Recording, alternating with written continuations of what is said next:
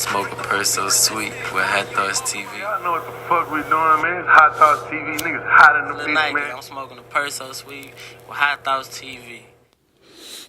So, as we know, like Houston, granted it's a beautiful city full of a lot of talent. You know, when you have big dreams and motion, as they say, you know what I'm saying, it does bring hate. So aside from the positive, you know, with you having a record label, a film, you doing all these big things at a time where a lot of people ain't able to do this. Talk about some of the instances, whether it be with other entities or whatever, where it might just have been hate thrown your way or dealing with the hate. I ain't gonna lie to you, man. That shit be subtle, man, but I don't hardly see it. Yeah. You know, niggas be, you know, you feel it, but I ain't just had a lot of it. Don't get it twisted. We had problems back in the day because that's just what it was, but that was the same problem any young nigga had, period, that was having things anyway. So it wasn't nothing in particular that I can just sit out here and say was no outright hate to the point where it's worth me bringing it up. Right. You know what I'm saying? You know, like I said, man, I feed off of that though. So the more I felt like, you know, the more I felt like people was going against me, was the more I was gonna go for myself.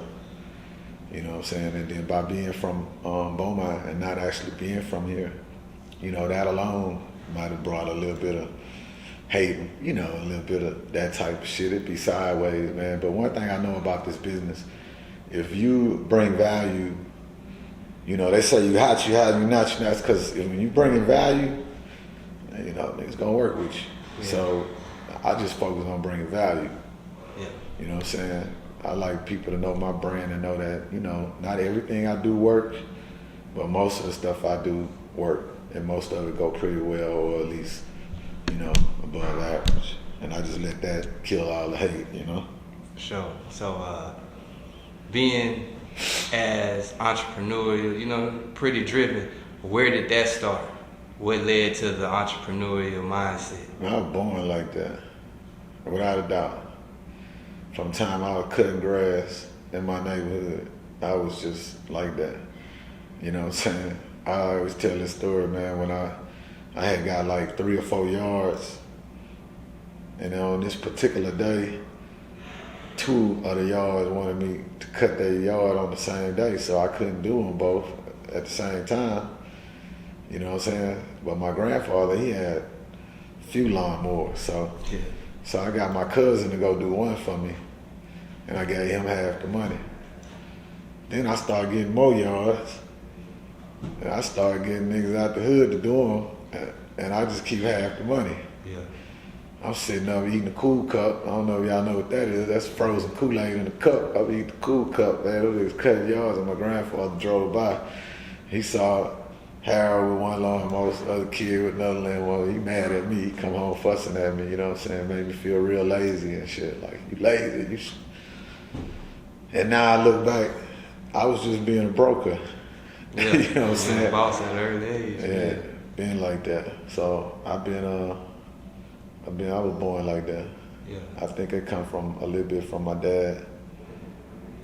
Yeah. So, how hands-on are you? Like you mentioned, the records, the films. How hands-on are you? You know what I'm saying? In the studio, are you recording? Are you making the beats? Are you just the person, like you said, that's making sure it looks like it's supposed to look, and then when it's time to, you know what I'm saying? When it's time to package it, are you making sure all that's going on? Man, it's funny though, cause you just do what you do. If you know when you are playing or being in the role that I was, and you do whatever it takes, nobody else probably should know how important it is until it's your money. Yeah. If it's your money and you betting your money, then you're gonna do whatever it takes. So that's a wide range of things, from starting this shit out on the right with the right plan, having a plan, having a marketing plan for each record, having a budget, and having a team of people that need to carry out all these responsibilities and execute this shit properly. I had that. I had a staff, a team, Laura, Darren, Keelan, my brother did radio, and we executed properly. And I was hands-on pretty much like in terms of planning with that.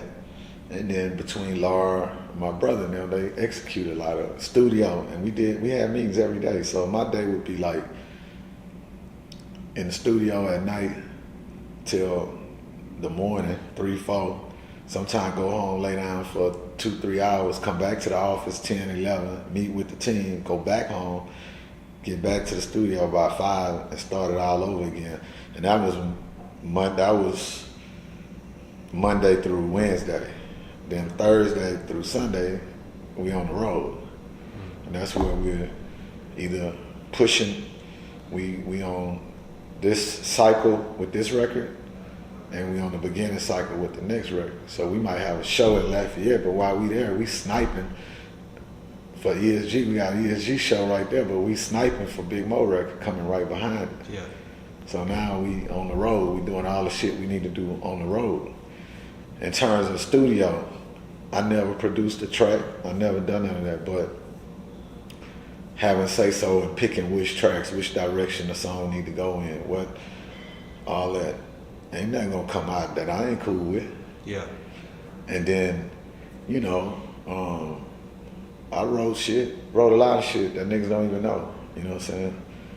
I wrote Hook the Power Up, of course my verse on there. Wrote a verse on Barre with no D in there. Wrote the second verse on Just a Dog.